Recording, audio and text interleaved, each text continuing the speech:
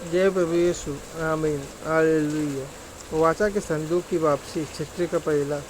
यहोवा का संदूक फलिस्तियों के देश में 7 महीने तक रहा। दूसरा, तब फलिस्तियों ने याजकों और भावी करने वालों को बुलवा कर पूछा, यहोवा के संदूक से हम क्या करें? तू हमें बताओ कि क्या प्रायश्चित देकर हम उसे उसके स्थान पर भेजें। तीसरा, वे बोले, यदि तुम इज़राइल के देवता का संदूक वहाँ भेजो तो उसे वैसे ही न भेजना। उसकी हानि भरने के लिए अवश्य ही दोष बलि देना। अब तुम चंगे हो जाओगे और तुम जान लोगे कि उसका हाथ तुम पर से क्यों नहीं उठाया गया।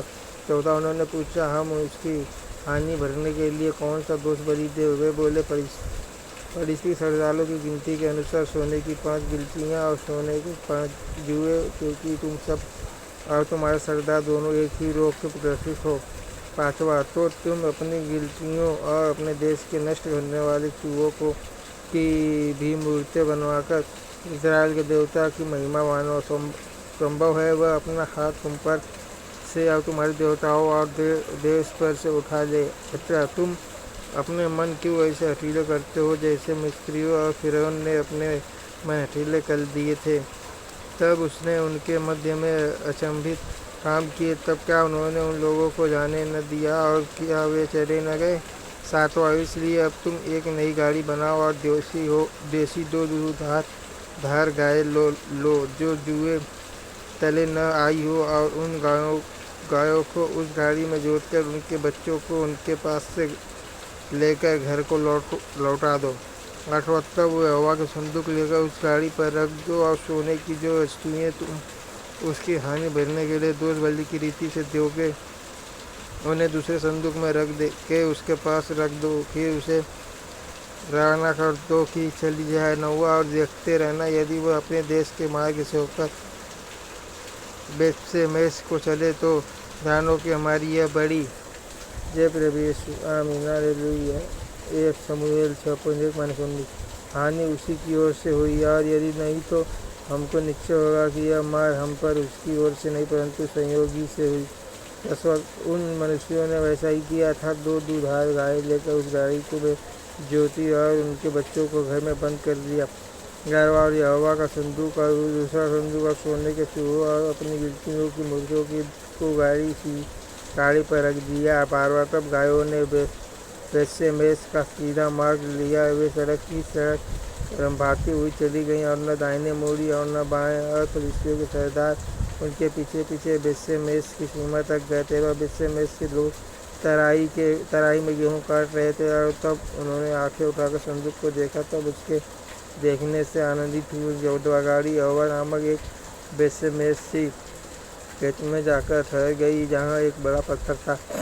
तब उन्होंने गाड़ी की लकड़ी को चीरा और गायों को होम बलि करके यहोवा के लिए चढ़ाया। 15वां, लेवियों ने यहोवा के संदूक को उस संदूक समेत जो साथ था जिससे सोने की वस्तुएं थी उतार के सब बड़े पत्थर पर रख दिए, और बेतशेमेश के लोगों ने उसी दिन यहोवा के लिए होम बलि और मेल बलि चढ़ाए। 16वां, यह देखकर फलिस्तियों के 500 सरदार उसी दिन एफ्रोन को लौट गए।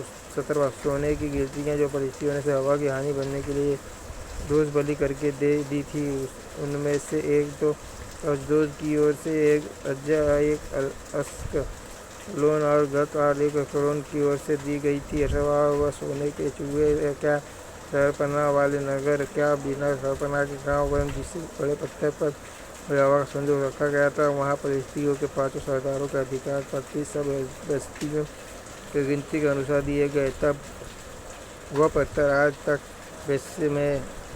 बेतशेमेशी यहोवा के खेत में है। 19वां, फिर इस कारण से कि बेतशेमेश के लोगों।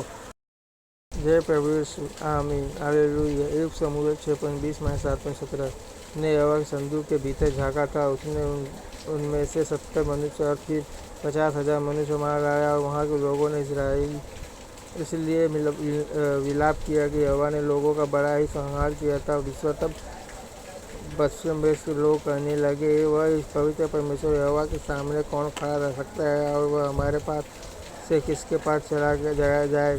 21वां, तब उन्होंने किर्यत-यारीम के निवासियों के पास यो कहने को दूत भेजे, फलिस्तियों ने यहोवा का संदूक लौटा दिया है, इसलिए तुम आकर उसे अपने यहाँ ले जाओ। 27वां का पहला, तब किर्यत-यारीम के लोगों ने जाकर यहोवा के संदूक को उठाया और अबीनादाब के घर में जो ढीले पर बना था रखा और यहोवा के संदूक की रक्षा करने के लिए अबीनादाब के पुत्र एलियाजार को पवित्र किया। जय प्रभु यीशु।